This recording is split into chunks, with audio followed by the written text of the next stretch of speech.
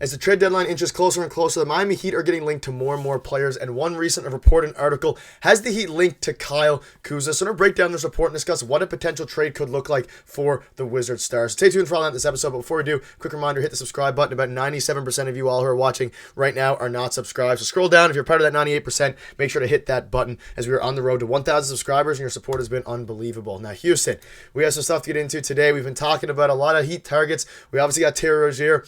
Now there's another one that has come out and been revealed. So here it is. This is a mock trade from Bleacher Report, and I'm just going to get right into the trade. It is for Kyle Kuzma, and the trade is Kyle Kuzma to the Miami Heat for Duncan Robinson, Caleb Martin, Nikola Jovic, a 2028 first-round pick swap, and a 2026 second-round pick, which is via the Lakers. So the Lakers' second-round pick in 2026.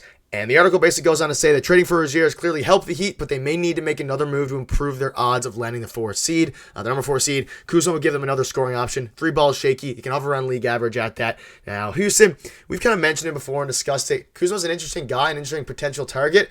What are your thoughts on him? What are your thoughts on this trade? And do you think the Heat could potentially get a deal like this done? Yeah, it's very interesting. I don't know if the Miami Heat will even make an effort to go get Kyle Kuzma. The mock trade is kind of drastic in my opinion. Duncan, Caleb Martin, Jovic, sorry, and 2 picks is kind of gnarly for Yeah. Kyle Kuzma. He is providing a lot of offense, and he's decent on the defensive end of things, about 6.5 rebounds and a 4.5 assists a game. So he's not just scoring the ball and not really doing anything else. So he's doing really all that he can, but again, he is playing in a really bad Washington Wizards organization right now. And if he did come over to Miami, I just don't know how it'd work. We have so much offense currently with this Miami Heat roster with Butler, Adebayo, Hero, and now with Rozier, and now even Jaquez coming back from injury. I don't know how it would fit. Again, would he be starting? Would he be coming off the bench? It'd just be a lot more chaos for the Miami Heat, or dealing with enough chaos as is. In the trade again, we're giving up a lot for someone in Kyle Kuzma who I don't think would be a lifer in Miami. So I don't know how I feel about this trade. Yeah, it's very interesting. And we obviously the Heat made the Rozier trade. And if you're going out for Kyle Kuzma, it's almost not a similar play style or anything like that, but they both were playing on bad teams. They're both putting up inflated numbers on bad teams, and they're both not defensive minded. And when you look at Kyle Kuzma's stats, I mean, he's been great since going to Washington. 22 points a game this season. You can look at it there. Like you mentioned, 4 assists, 7 rebounds. He's improved his game a lot, shooting an okay clip from the three-point line. He's a stretch big. His defense is nothing crazy at all. Averages point 0.4 steal and point 0.6 blocks. He'd be brought in for offense to help, I guess. He can still guard big men, and we do need a big man. But I don't know if Kyle Kuzma would necessarily be the answer. And then you have, I mean, like you mentioned it, you have Jaquez coming back, you have Rozier, you'd have Kuzma, you'd have Butler, you'd have Bam, you'd have all these guys. At what point would you rather bring in a guy who's more defensive minded or at least does something to help elevate the team a bit more? I'm not sure how much this elevates their ceiling. I'm sure it elevates their floor a little bit because they obviously are bringing in a 20 point per game scorer. But then you bring in Rozier and Kuzma, you're paying the price of 20 point per game scorers. But realistically, both of them are probably only going to average 14 to 16 points a game. When you're looking at what you're giving up, I'll go back to the trade here. I mean, you're giving up Martin, who they can't afford to bring back anyway. You're giving up Duncan, who the Heat value very highly, and we can get into this conversation in a second, but Jovic as well. Like, you're giving up basically 2 firsts and a second for Kyle Kuzma, which is about what the asking price was if you consider Nikola Jovic a first-round pick. But then you're also giving up Duncan Robinson. And Houston, Duncan Robinson is having the best season, arguably, of his career, at least since 2021, shooting 40% from 3. How much are you really gaining, obviously completely different positions, by swapping Kyle Kuzma for Duncan Robinson? Just from the Heat perspective, obviously he's not a huge asset to the Wizards, but when you're looking at strictly from a Heat perspective, I don't know how much. Obviously, Kuzma's a better player, but I mean, I don't know. You're giving up a lot. I don't know if this is their big swing here. I don't know if it's the move.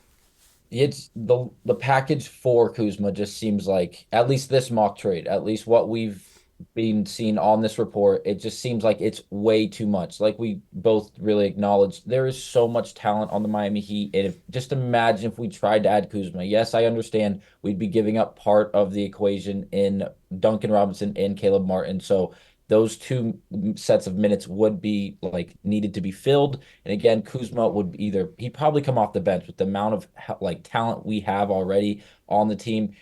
Losing Duncan, we'd lose a great 3-point option, a good free throw option, or a good free throw shooter, I should say.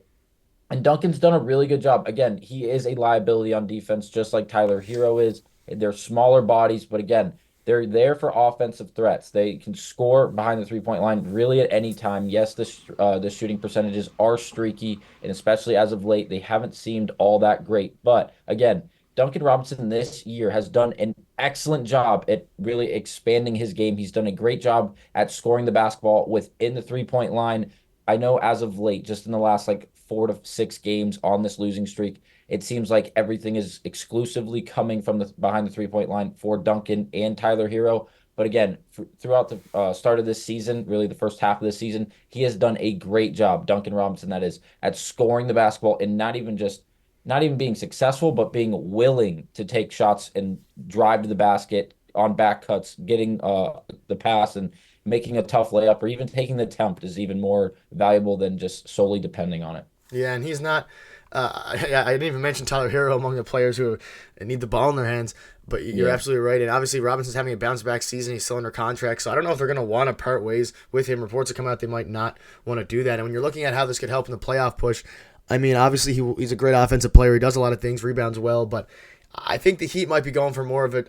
I'm not necessarily a fully defensive-minded center, but someone who can at least guard a little bit better. But his explanation, I'll give the writer, I have a screenshot here. You can see Buckley explained why the Heat would want Kuzma. They said Kuzma will give them another scoring option who can create his own shots or find them for others. His three ball is a bit shaky. He can hover around league average, and he's offered a decent amount of defensive versatility when he's been a part of winning teams, which it does make sense. He would give them another scoring option, and I guess the argument they can make is the Heat haven't played well at all lately. No one's really, the scorers aren't scoring as well. But I think when the Heat are firing on all cylinders, they have plenty of scoring options, especially if you're keeping Duncan, Caleb Robinson, or Caleb Martin, sorry. And again, you can look at the ESPN trade here. Kuzma for these three, the salaries work, and it's just interesting. You can look at how all the salaries match up. Kuzma is under contract. He's on a 4-year contract, about $90 million.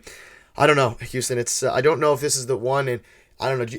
Any final thoughts on the Kuzma train? I think it's an interesting conversation to have. I think we're definitely going to be transitioning more towards the big man trade conversation now that we kind of got our star guard in air quotes for now until he starts to play well. But we got our guard, our big swing. I think the next thing is a big man. And, I mean, Kuzma is one, but maybe they go for, even though there's not many available, maybe go for someone, I don't even know, like Jakob Poeltl or something like that if he ends up becoming available. Yeah, so I'll just add in this real quick. If we did go out and get Kuzma, all hypothetical, just think with me here. If we went and got Kuzma and we did have to give up Robinson, Caleb Martin, Jovic, and then those 2 picks, just like you said, and we both really have said, that starting lineup, Rozier, Butler, Adebayo, Tyler Hero, and then it's either Kuzma or Jaquez. It's like, and then whoever's not starting is coming off the bench, additional to who we already have. Again, we'd give up Duncan Robinson, we'd give up Caleb Martin, 2 key pieces coming off the bench. But we do have Kevin Love, who's played not really well, but he's played well for who he is and the date of his career and the role he's really playing for the Miami Heat. Just give time to Terry Rozier. He's only played 3 games in Miami. I know he's only averaging 9 points and 5 assists. Let him go. Let him like really just find his stride. And there's so much offensive firepower on just the starting five alone as currently constructed. I don't believe we need someone like Kyle Kuzma. I will throw out this really quick. I mentioned this in like a video like 2 weeks ago, and it was a crazy name. And I warned everyone. I was like, I'm gonna get ripped apart in the comments for this. But someone like Andre Drummond, I know he's no threat offensively, and all he's gonna do is rebound and stay in the paint. But that's all we need. I'm serious. Like, just stand next to the rim, defend the paint effectively. Don't just instantly foul out, but defend the paint as best as you can and rebound everything that comes off the rim. And that's all we need you to do. I don't care if you score zero. I don't care if you take 0 shot attempts a game. Rebound and defend the rim, and that's all we want. Yeah. In my opinion, I think they would work. If you made it this far, let us know what your thoughts are on Drummond. He's an interesting guy. I think at the very least they need a guy who's bigger and can rebound, because that's the biggest thing that the Heat are missing right now is a big man who's actually going to play like a big man. And Kyle Kuzma is not that. But that'll wrap it up. Let us know what your thoughts are on that. I agree. I don't think it's necessarily the best play, at least for a package like this. But it would be very fun to have another 20-point-per-game score inserted into, I guess we'd have 6 players then who could average 20 points a game. But that's wild. Let us know what your thoughts are in the comments, and we'll see you guys tomorrow.